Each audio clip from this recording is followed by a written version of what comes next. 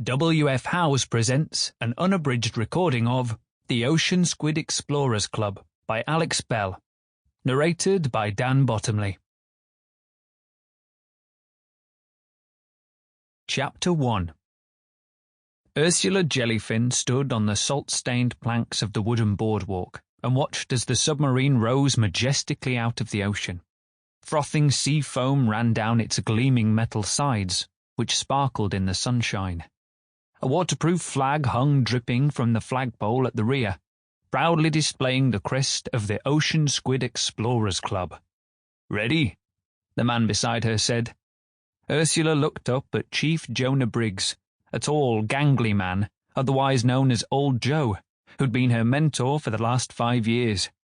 He had kind eyes, but there was a quiet sadness about him too. Joe had taught Ursula everything he knew about engineering, which was a whole lot.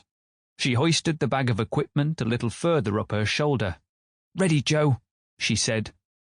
At 12 years old, Ursula was the youngest submarine engineer employed by the South Seas Navigation Company, and she loved it.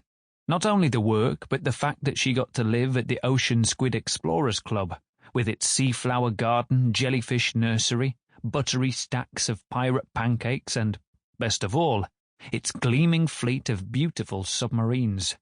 "Brace yourself, missy," Joe said. He took a coin from his pocket and began to flip it over his fingers, rolling it over the knuckles in a coin walk. As Joe's arthritis got worse, he'd taken to practicing his coin tricks more often as a way to keep the strength and dexterity in his fingers. "This submarine radioed ahead to say they have a problem with the air supply," he told her. "Reading between the lines, I'd say that a flying swordfish got into one of the vents and has been stinking the place out." No matter how many times the engineers explained the problem to the explorers, it seemed they were determined to use flying swordfish as darts in their tournaments, and there was always one determined fish that would go racing straight into a ventilation shaft and get stuck. "That's okay," Ursula replied. "I don't mind the smell of fish." The approaching submarine finally came to a halt, and the escape hatch on top burst open, hitting the deck with a crash.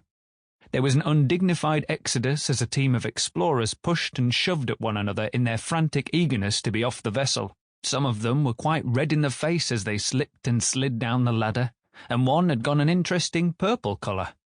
The reek of sweating swordfish was strong, even from where Ursula stood on the docks below. "Ah, the valets!"